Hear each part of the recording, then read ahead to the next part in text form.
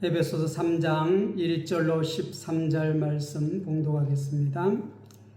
이러므로 그리스도 예수의 일로 너희 이방인을 위하여 갇힌 자 된 나 바울이 말하거니와 너희를 위하여 내게 주신 하나님의 그 은혜의 경륜을 너희가 들었을 터이라. 곧 계시로 내게 비밀을 알게 하신 것은 내가 먼저 간단히 기록함과 같으니 그것을 읽으면 내가 그리스도의 비밀을 깨달을 것을 너희가 알 수 있으리라. 이제 그의 거룩한 사도들과 선지자들에게 성령으로 나타내신 것 같이 다른 세대에게는 사람의 아들들에게 알리지 아니하였으니 이는 이방인들이 복음으로 말미암아 그리스도 예수 안에서 함께 상속자가 되고 함께 지체가 되고 함께 약속에 참여하는 자가 됨이라. 이 복음을 위하여 그의 능력이 역사하는 대로 내게 주신 하나님의 은혜의 선물을 따라 내가 일꾼이 되었노라. 모든 성도 중에 지극히 작은 자보다 더 작은 나에게 이 은혜를 주신 것은 측량할 수 없는 그리스도의 풍성함을 이방인들에게 전하게 하시고 영원부터 만물을 창조하신 하나님 속에 감추어졌던 비밀의 경륜이 어떠한 것을 드러내게 하려 하심이라. 이는 이제 교회로 말미암아 하늘에 있는 통치자들과 권세들에게 하나님의 각종 지혜를 알게 하려 하심이니 곧 영원부터 우리 주 예수 안에서 예정하신 뜻대로 하신 것이라. 우리가 그 안에서 그를 믿음으로 말미암아 담대함과 확신을 가지고 하나님께 나아감을 얻었느니라. 그러므로 너희에게 구하노니 너희를 위한 나의 여러 환난에 대하여 낙심하지 말라. 이는 너희의 영광이니라. 아멘. 하나님의 비밀을 맡은 복음의 일꾼이다. 사랑하는 성도 여러분, 오늘 본문에서 바울은 자신의 사도직과 복음 사역에 대하여 설명해 주고 있습니다. 그런데 바울이 자신을 소개하는 방식이 매우 독특합니다. 그리스도 예수의 일로 너희 이방인을 위하여 갇힌 자 된 나 바울은 이렇게 소개하고 있습니다. 바울은 자기를 위대한 사도 바울이라고 소개하지 않습니다. 많은 교회를 세운 성공한 목회자 바울이라고도 말하지 않습니다. 오히려 갇힌 자 된 나 바울이라고 소개하고 있습니다. 세상적인 관점에서는 실패한 사람처럼 보입니다. 복음을 전했는데 감옥에 갇혔습니다. 하나님을 일을 했는데 고난을 당했습니다. 그러나 바울은 자신의 감옥을 실패라고 생각하지 않습니다. 왜 그렇습니까? 자신이 하나님의 비밀을 맡은 복음의 일꾼이라는 사실을 알고 있었기 때문에 그렇습니다. 오늘 말씀을 통하여 하나님께서 우리에게 맡기신 복음의 사명과 교회의 본질을 함께 살펴보려고 합니다.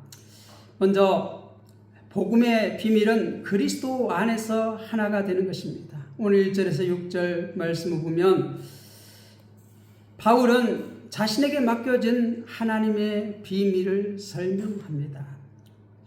이러므로 그리스도 예수의 일로 너희 이방인을 위하여 갇힌 자 된 나 바울은 이렇게 지금 자기 자신을 소개합니다. 바울이 왜 갇혔습니까? 이 이방인에게 복음을 전하기 위해서, 노마의 복음을 전하기 위해서. 지금 노마 우리가 사도행전에서 이미 살펴봤지만 노마 황제에게 이렇게 고소를 했고, 그래서 노마 황제에게 재판을 받기 위해서 이렇게 노마로 이렇게 제수로 잡혀갔습니다. 그런데 사도 바울의 목표는 뭐예요? 복음을 전하는 것이에요. 당시에 이 세계의 중심인 노마의 복음이 전해지면 온 세상으로 복음이 전파되는 것입니다. 그래서 이 이방 세계의 심장인 중심부인 노마에 가서 복음을 전하기로 이렇게 했습니다.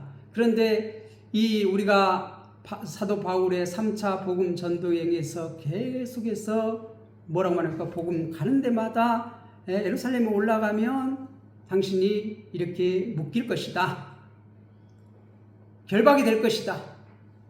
그걸 알고도 예루살렘에 올라갑니다. 올라가서 거기서 재판을 받는데 이렇게 해결이 안 되기 때문에 로마 황제에게 이렇게 소송을 해달라고 이렇게 청원을 했습니다. 그래서 제수의 신분으로 로마에 가서 그곳에서 복음을 전하고 있습니다. 지금 이 에베소서도 그 로마 이 감옥에서 기록한 편지예요. 서신이에요.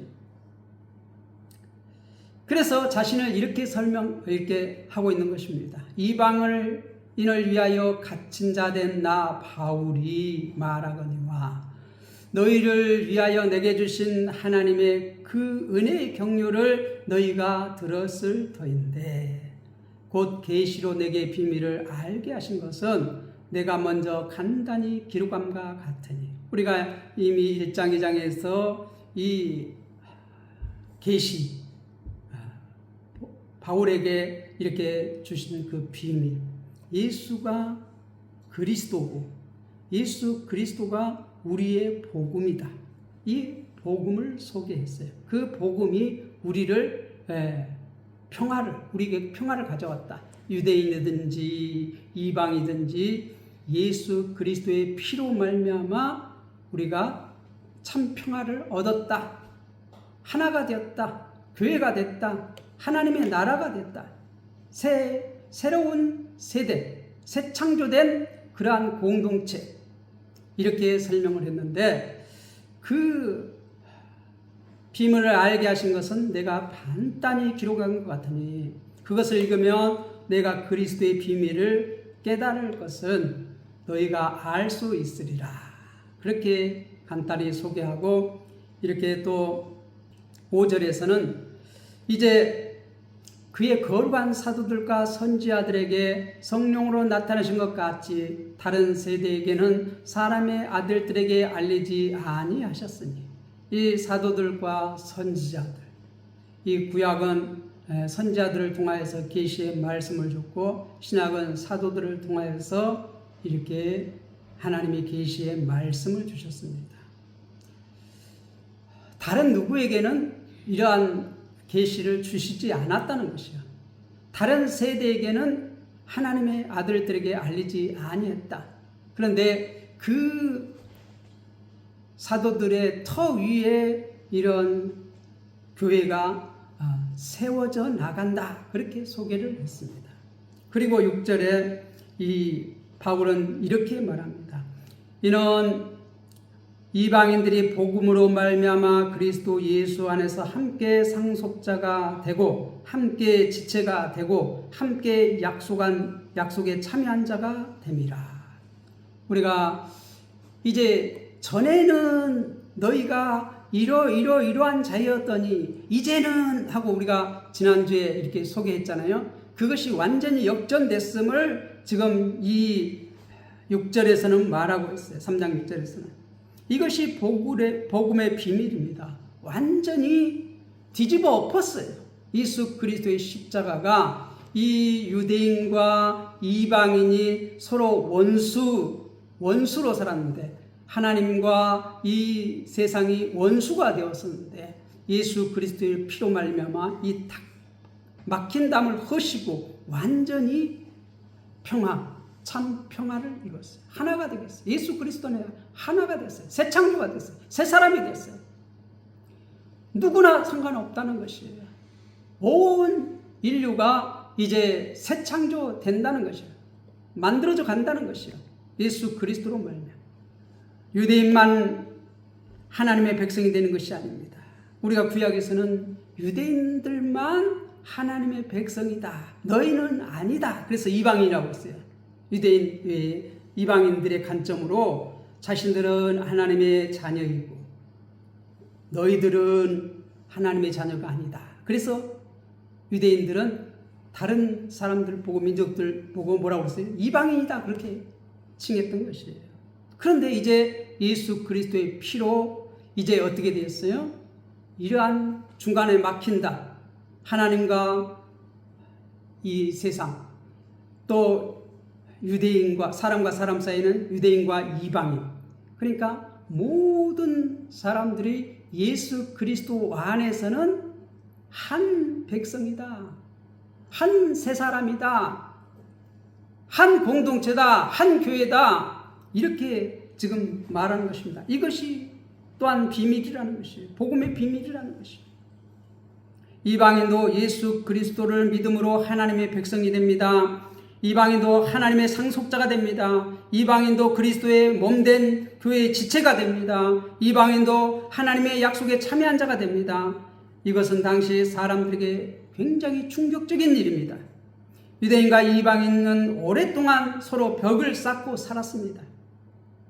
그런데 예수 그리스도께서 십자가에서 그 막힌 담을 허무셨습니다. 그리고 둘로 하나를 만드셨습니다. 우리도 마찬가지입니다. 우리나라도 마찬가지입니다. 전라도와 경상도, 진보와 보수, 우리가 남자와 여자, 예수 그리스도를 믿으면 예수 그리스도 안에서 다 어떻게? 하나예요. 하나가 됩니다. 차별이 없습니다. 예수 그리스도 안에 있으면 다 우리는 하나님의 백성이 되는 것이에요. 그 사람이 장애를 가졌든지 안 가졌든지 어리든지 나이를 드셨든지 어떠한 형편에 있든지 간에 어떤 처지에 우리가 있든 간에 예수 그리스도 안에 있으면 새로운 피조물이라 이전 것은 지나갔으니 보라 새 것이 되었도다. 그렇게 선언하고 있는 것입니다. 그러므로 복음은 단순히 내가 구원받았다라는 이야기로 끝나지 않습니다. 복음은 나와 하나님 사이의 관계를 회복시킬 뿐만 아니라 사람과 사람 사이 관계도 회복시키는 능력입니다. 이것이 참 평화예요. 하나님 나라의 이 속성이 뭐예요? 회복이에요. 그런데 예수 그리스도 피로 말미암아 이 막힌 담이 헐어져서 하나님과 우리 사이의 참 평화, 사람과 사람 사이의 평화, 어떤 조건에 있든지 간에 예수 그리스도 안에서는 다 평화라는 거예요. 참 평화라는 거예요. 우리가 요셉을 한번 생각해 보십시오. 형들은 요셉을 미워하여서 그를 애굽에 팔았습니다. 요셉은 형들 때문에 인생에 큰 고난을 겪었습니다. 그런데 하나님께서는 요셉을 애굽의 총리가 되게 하셨습니다. 세월이 흐른 후에 형들이 요셉 앞에 나타났습니다. 요셉에게는 복수할 수 있는 힘이 있었습니다. 그러나 요셉은 복수하지 않았습니다. 창세기 50장 20절에 이렇게 고백합니다. 당신들은 나를 해하려 하였으나 하나님은 그것을 선으로 바꾸사. 하나님께서는 원수되었던 형제들을 다시 만나게 하셨습니다. 미움의 관계를 용서의 관계로 바꾸셨습니다. 하나님의 백성을 구원하는 경륜을 이루어지고 있는 것입니다. 이것이 복음이 우리 안에서 이루는 일과 연결됩니다. 복음은 사람을 변화시키고 관계를 변화시킵니다. 그러므로 교회 안에서 세상이 만들어낼 수 없는 그 화해, 평화가 있어야 합니다. 그 다음 두 번째로 우리가 살펴볼 것은 바울의 사명은 그리스도의 풍성함을 전하는 것이다. 이렇게 7절에서 9절 말합니다. 7절에서 바울은 자신을 복음의 일꾼이라고 소개합니다. 8절에서는 더욱 놀라운 고백을 합니다. 모든 성도 중에 지극히 작은 저보다 더 작은 나에게 이 은혜를 주신 것은 이렇게 소개하고 있습니다. 바울은 자신을 높이지 않습니다. 오히려 자신을 가장 작은 자라고 이렇게 표현하고 있습니다. 왜 그렇습니까? 자신의 사역이 자신의 능력으로 이루어진 것이 아니라 하나님의 은혜로 이루어진 것임을 알았기 때문에 그렇습니다. 그리고 하나님께서 자신에게 주신 사명을 이렇게 소개합니다. 측량할 수 없는 그리스도의 풍성함을 이방인에게 전하게 하시고, 바울이 전해야 할 것은 자신의 어떠한 철학이 아닙니다. 자신의 지식도 아닙니다. 자신의 이름도 아닙니다. 그리스도의 풍성함입니다. 그리스도 안에 있는 구원의 은혜입니다. 그리스도 안에 있는 용서입니다. 그리스도 안에 있는 사랑입니다. 그리스도 안에 있는 화해입니다. 평강입니다. 그리스도 안에 있는 영원한 생명입니다. 이것이 바울이 전해야 할 복음입니다. 이러므로 바울을 통하여 하나님의 경륜이 이렇게 이루어지고 있는 것입니다. 만물이 예수 그리스도 안에서 통일되고 있습니다. 우리가 1장 10절에서 살펴보고 또 우리가 창세기 1장 28절에 보면 이 문화명령이라고 하는데 이 모든 우리가 남자와 여자가 하나가 되어서 왕으로서 세상을 다스리고 정복하고 이 충만해져라 그렇게 명령하는데 지금 이제 예수 그리스도 피로 말미암아 예수 그리스도 안에서 유대인과 이방인이 어떻게 한다고요? 하나가 된다는 거예요. 한 세 사람이 된다는 것이. 이 유대인과 이방이라는 것은 이 세상 전체를 말하는 것이에요. 이 세상 전체가 이제 예수 그리스도 안에서 예수님의 피로 다 하나가 된다는 것이에요. 이 놀라운 지금 복음을 사도 바울은 전하고 있는 것입니다. 예수 그리스도 안에서 통일된다는 것이에요. 하나가 된다는 것이에요. 지금 창세기 3장에 이 아담과 하와의 반역이 지금 역전이 일어나고 있다는 것을 얘기하는 것이에요. 이게 복음이라는 것이에요. 또 창세기 12장 2절에서 3절 이 아브라함 택하신 것은 아브라함으로 말미암아 모든 민족이 복을 받게 하는 것이라고 그렇게 말했는데 지금 그것이 실천되어지고 있다는 것이에요. 현장 속에 일어나고 있다는 것이에요. 사랑하는 성도 여러분, 오늘 우리에게도 같은 사명이 있습니다. 우리는 복음을 소유하기만 하는 사람이 아닙니다. 복음을 맡은 사람들입니다. 하나님께서 우리에게 복음을 주신 것은 우리만 누리라고 주신 것이 아닙니다. 가족에게 전하라고 주셨습니다. 이웃에게 전하라고 주셨습니다. 다음 세대에게 전하라고 주셨습니다. 세상에 그리스도의 풍성함을 나타내라고 주셨습니다. 그리고 이제 10절로 12절 세 번째로 교회는 하나님의 지혜를 세상에 보여주어야 합니다. 10절은 매우 중요한 말씀입니다. 이는 이제 교회로 말미암아 하늘에 있는 통치자들과 권세들에게 하나님의 각종 지혜를 알게 하려 하심이라. 하나님께서 교회를 왜 세우셨습니까? 교회 건물을 세우기 위해서가 아닙니다. 사람들이 많이 모이는 조식을 만들기 위해서도 아닙니다. 하나님의 지혜를 나타내기 위해서입니다. 교회가 무엇을 보여주어야 합니까? 서로 다른 사람들이 그리스도 안에서가 하나가 되는 모습을 보여주어야 합니다. 원수가 되었던 사람들이 화목, 평화하는 모습을 보여주어야 합니다. 창세기 3장의 역전을 교회가 보여주어야 합니다. 죄인이 하나님의 자녀되는 모습을 보여주어야 합니다. 서로 용서하고 사랑하는 모습을 보여주어야 합니다. 그렇게 할 때 세상은 교회를 보면서 하나님의 지혜를 보게 됩니다. 교회는 하나님의 새 인류입니다. 하나님의 나라를 보여주는 공동체입니다. 우리는 하나님의 나라를 보여줘야 돼요.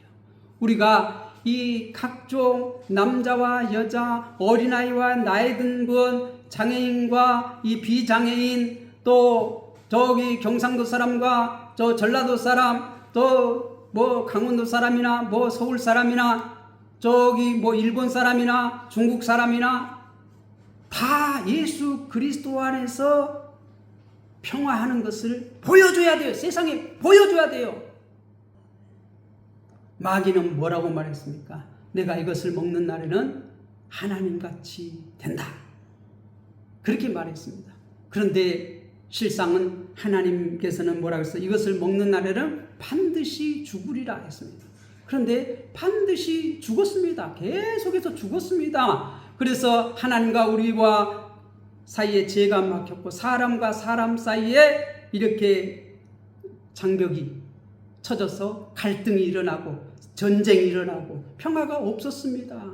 항상 전쟁이었습니다. 그런데 우리는 예수 그리스도 안에서 이 평화를 보여줘야 돼. 하늘 권세자들에게 그 사탄에게 공중 권세 잡은 자에게 우리가 예수 그리스도로 말미암아 참 평화할 수 있다는 것을, 하나가 될 수 있다는 것을, 교회가 되어가는 것을, 하나님 나라를 이루어가는 것을 증시해야 합니다. 보여줘야 합니다. 역전을 보여줘야 합니다.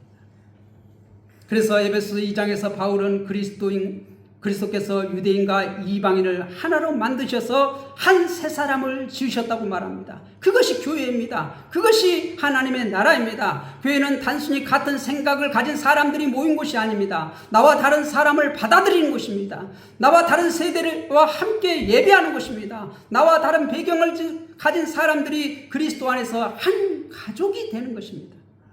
왜 가능합니까? 사람의 힘으로 되는 것이 아닙니다. 십자가 은혜 때문입니다. 마지막으로 네 번째로 13절에 바울은 고난은 실패가 아니라 사명을 위한 것이라고 말하고 있습니다. 13절을 보십시오. 그러므로 너희에게 구하노니 너희를 위한 나의 여러 환난에 대하여 낙심하지 말라. 이는 너희의 영광이니라. 그렇게 말하고 있습니다. 바울은 지금 감옥에 갇혀 있습니다. 그런데 에베소 성도들에게 뭐라고 말합니까? 나 때문에 낙심하지 말라는 것입니다. 놀라운 말씀입니다. 보통 감옥에 갇힌 사람이 다른 사람에게 위로를 받아야 하지 않습니까? 그런데 바울은 오히려 자신 때문에 성도들이 낙심하지 않도록 격려합니다. 왜 그렇습니까? 바울은 자신의 고난을 하나님의 계획 밖에 있는 것으로 생각하지 않습니다. 내가 지금 고난받고 있지만 하나님은 여전히 일하고 계신다는 이것을 믿었습니다. 요셉도 감옥에 갇혔습니다. 하나님을 섬기려고 했는데 오히려 억울한 누명을 쓰고 감옥에 들어갔습니다. 그러나 감옥은 요셉의 인생의 끝이 아니었습니다. 하나님께서는 감옥에서도 요셉과 함께 해주셨어요. 우리가 창세기 보지 않았습니까?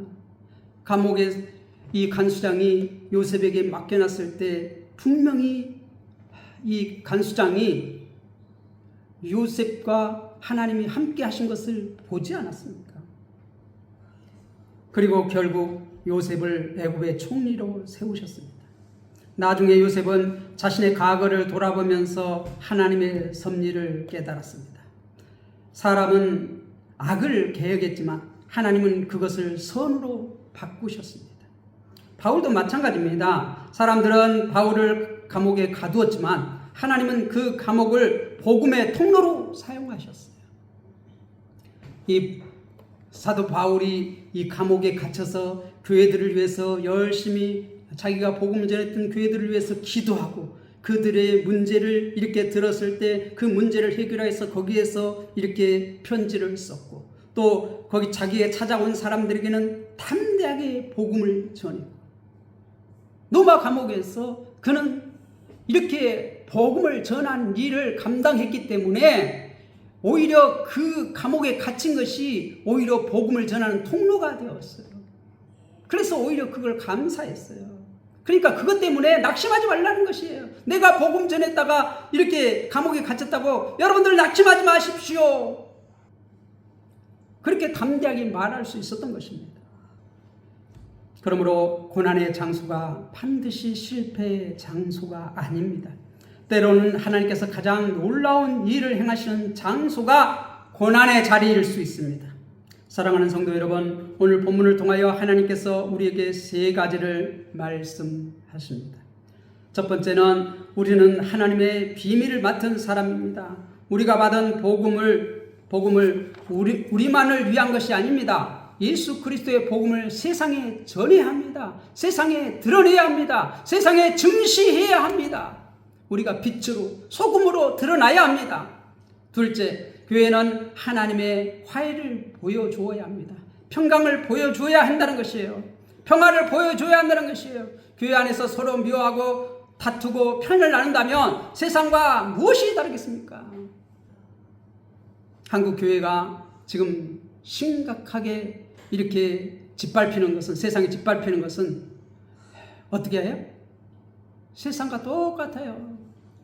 서로 다투고 서로 잘났다고, 서로 옳다고 싸우고 지금 그러고 있지 않습니까? 그래서 소금이 제 역할을 하지 못하면 어쩐다고 그랬어요? 밖에 내다 버려요. 밟힐 뿐이라고 말하잖아요. 지금 밟히고 있잖아요. 교회는 세상이 보여주지 못한 것을 보여주어야 합니다. 용서와 사랑, 화해와 하나됨, 그것을 통하여 하나님의 지혜를 나타내야 합니다. 교회 안에 보수가 어디 있고 진보가 어디 있습니까? 교회 안에 경상도가 어디 있고 전라도가 어디 있습니까? 교회 안에 나이 든 사람, 젊은 사람, 이 세대가 어디 있습니까? 예수 그리스도 안에서는 다 한 가족입니다. 예수 그리스도의 피로 하나를 만드셨습니다. 새 사람을 만드셨습니다. 세 번째, 고난 가운데서 낙심하지 말아야 합니다. 바울은 감옥에 있었지만 사명을 포기하지 않았습니다. 요셉은 감옥에 있었지만 하나님을 떠나지 않았습니다. 우리에게도 어려움이 있을 수 있습니다. 질병이 있을 수 있습니다. 가정의 문제가 있을 수 있습니다. 경제적인 어려움이 있을 수 있습니다. 사역의 어려움도 있을 수 있습니다. 그런데 우리는 오히려 그 고난 가운데에서도 하나님을 드러내야 돼요.